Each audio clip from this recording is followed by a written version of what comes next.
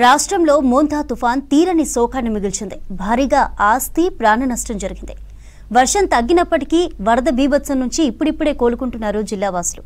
రాష్ట్రంలో వరదలకు 12 మంది చనిపోగా 334 ప్రాంతాల్లో భారీగా రోడ్లు ధ్వంసమయ్యాయి. చాలా ప్రాంతాల్లో భారీ పంట నష్టం జరిగింది. ప్రభుత్వం తమను ఆదుకోవాలని కోరుతున్నారు బాధితులు.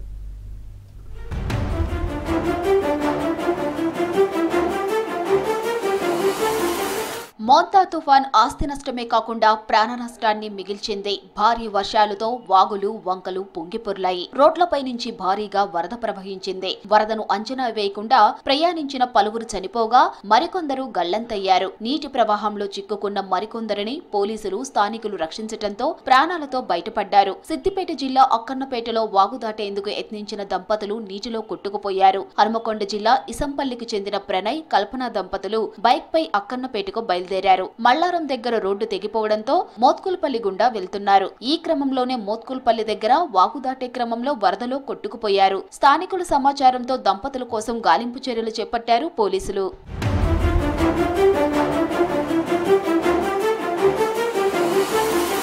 వరంగల్ జిల్లా వర్ధన్నపేట మండలం దమ్మన్నపేటకు చెందిన బక్కపూర్ణ అలీసాబ్ దంపతులు హైదరాబాద్ లో ఉంటున్నారు. వారి రెండో కూతురు శ్రావ్య వరంగల్లోని ఓ హాస్టల్లో ఉంటూ హనుమకొండ బొల్లికుంటలోని ఓ ఇంజనీరింగ్ కాలేజీలో చదువుతోంది. హైదరాబాద్ లోని మేడిపల్లికి చెందిన శ్రావ్య బంధువైన బరిగెల శివకుమార్ హాస్టల్ కు వచ్చి బైక్ పై శ్రావణ్ ఎక్కించుకొని జఫర్గూడ్ రూట్ లోని కోనాయిచలంలో ఉన్న ఫ్రెండ్ ఇంటికి బయలుదేరారు. శంకర్తండా సమీపంలోని బోళ్లమత్తడి వాగు ఉధృతంగా పారుతూ ఉండటంతో నీటి ప్రవాహానికి బైక్ అదుపు తప్పి ఇద్దరూ కొట్టుకుపోయారు. శివకుమార్ చెట్టు కొమ్మ సహాయంతో ఈదుకుంటూ బయటపడగా శ్రావ్య గల్లంతైంది.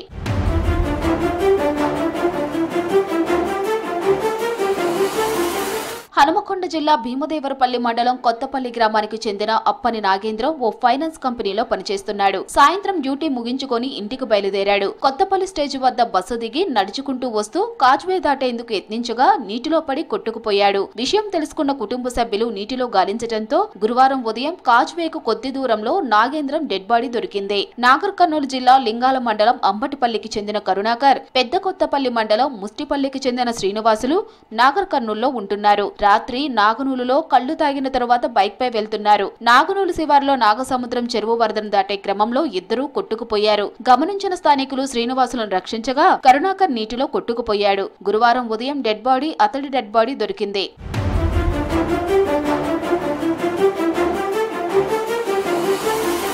వరంగల్ జిల్లా గీసుకొండ మండలానికి చెందిన పులి అనిల్ బంధువు చనిపోవడంతో కిలా వరంగంలోని శివనగర్ కు వచ్చాడు. బైక్ పై తిరిగి వెళ్తుండగా అగర్తల చెరువు మత్తడి వద్ద కింద పడి నీటిలో కొట్టుకుపోయాడు. గురువారం ఉదయం నుంచి గాలించగా సాయంత్రం శివనగర్ నేతాజీ స్కూల్ దగ్గర కాలువలో డెడ్ బాడీ దొరికింది. వరద నీటిలో కొట్టుకుపోతున్న పులి అనిల్ అనే వ్యక్తిని జాలర్లు రక్షించి ఒడ్డుకు చేర్చారు. ఈ ఘటన కరీంనగర్ జిల్లా గన్నేరువరం మండల కేంద్రంలో జరిగింది. బీహార్కు చెందిన రజీబ్ గురువారం బైక్ పై వెళ్తూ గన్నేరువరం మండలం కేంద్రంలోని ఓర చెరువు మత్తడి వరదలో పడి కొట్టుకుపోయాడు. ఈ క్రమంలో ఇటీవల నిమజ్జనమైన దుర్గామాత విగ్రహాలకు సంబంధించిన కర్రలను పట్టుకొని గట్టిగా అరిచాడు. గమనించిన స్థానిక జాలర్లు తాడు సాయంతో అతన్ని బయటకు తీసుకువచ్చారు.